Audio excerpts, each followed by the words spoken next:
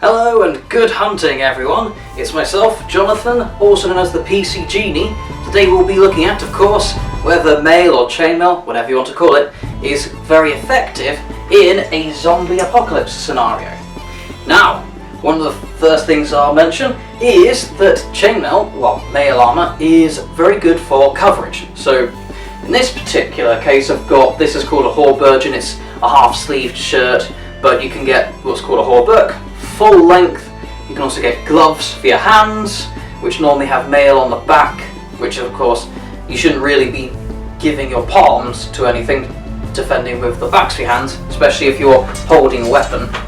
But beyond that, you can also get what are called chausses for the legs, and which then extend over the feet. And on top of that, you can also get a coif, which covers over the head like a hood, and also extends over with a mantle over the neck.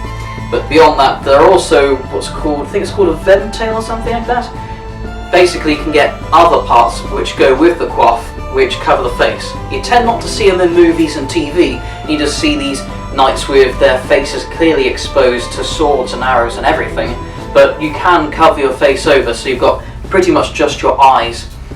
Now, beyond that, one of the things that tends to be overlooked with these sorts of armours, whenever considering is it good for a zombie apocalypse or other hypothetical scenario, is the actual combinability. Now by that I mean some armours, like plate armour, they tend to be sort of exterior, they're very much used on their own or in combination with other more subtle armours, and they don't go quite so well in combination of things.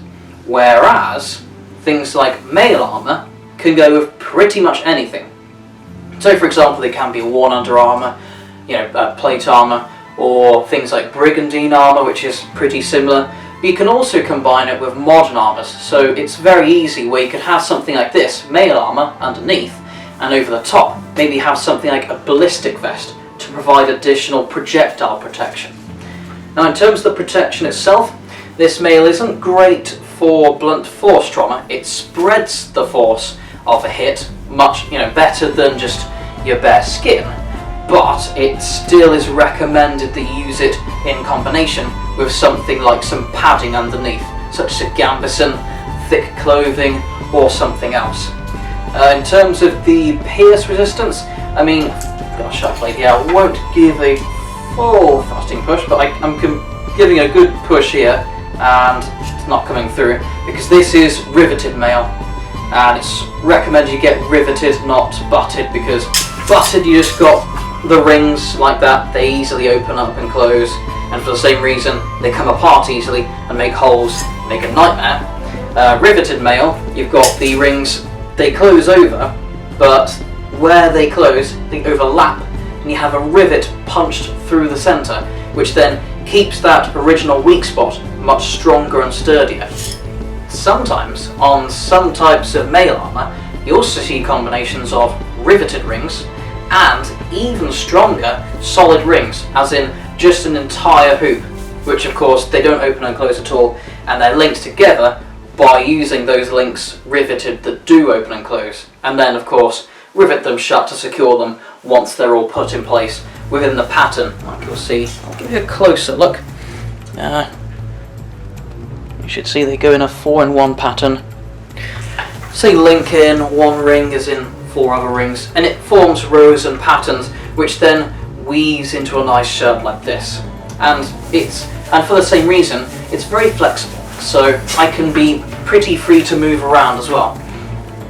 Now, of course, because of that, it means I didn't mention in coverage actually, they're also quite good for covering things like the armpits, crooks of the elbow, and other parts which some more solid hard armours, such as plate, or perhaps riot armour, can't really cover, because of course you can't have hard plate stuck in your armpits or something, whereas this sort of flexible armour keeps those previously exposed spots quite well covered. Now in terms of the sharp force trauma, this is great for resisting sharp items, so things like swords, knives, anything that could cut you up, even things like zombie teeth. Now I'll give a test on myself. I've been using this knife for years, but believe me, it is a real sharp knife. If I went like that, I could cut my finger open easily and be hospitalised. But yet, when I use it against this, you can hear I'm not giving half measures here. This really does work. So there's your case in point. And that edge is going to need some repair later. But oh well. So, beyond that, one of the advantages is also the fact that Maille armour it's not as inexpensive as maybe things like certain low-grade sports armours and things like, of course, just a bit of thick clothing, but it's not the most expensive armour in the world. If you were going to buy some extreme ballistic armour, or if you were going to buy things like full plate armour, they're going to be quite expensive, costing you literally in the thousands of pounds or dollars, whereas this you could get for a couple of £100 or so, and of course you can add more layers or deliberately pick layers to cover exposed areas. So maybe you've got something already, like some sports armour or something that covers your torso, and maybe you need a coif to cover your head and neck or something like that. So you can be tactical in those purchases to cover previously exposed spots.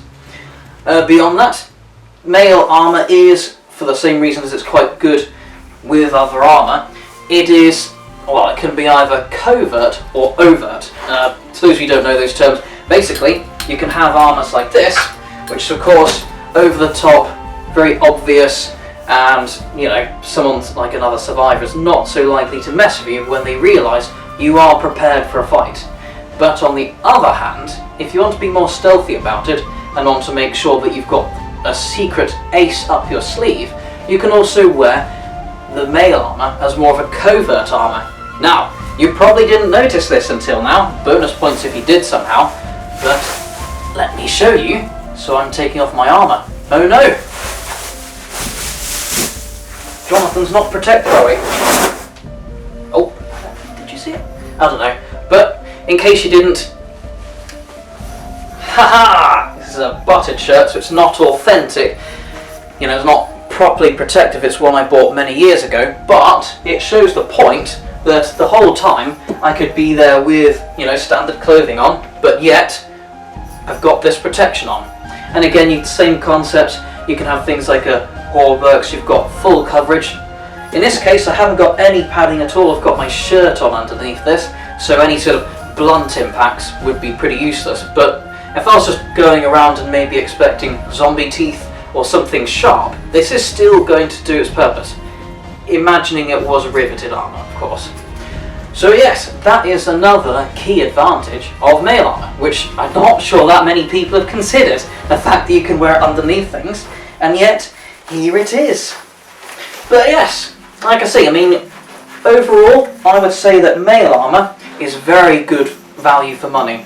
It's not great, of course, against projectiles such as arrows, bullets and javelins, those sorts of things, but overall it is still a pretty decent armour, especially if you're not really expecting to be murdering other people like some kind of bully, and you're expecting to basically be escaping around or maybe trying to not get killed by zombies.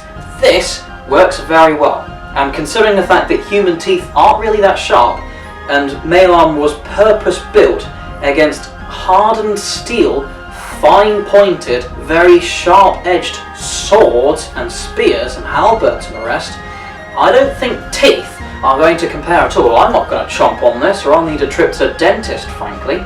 So yes, that's my opinion of Maille armour.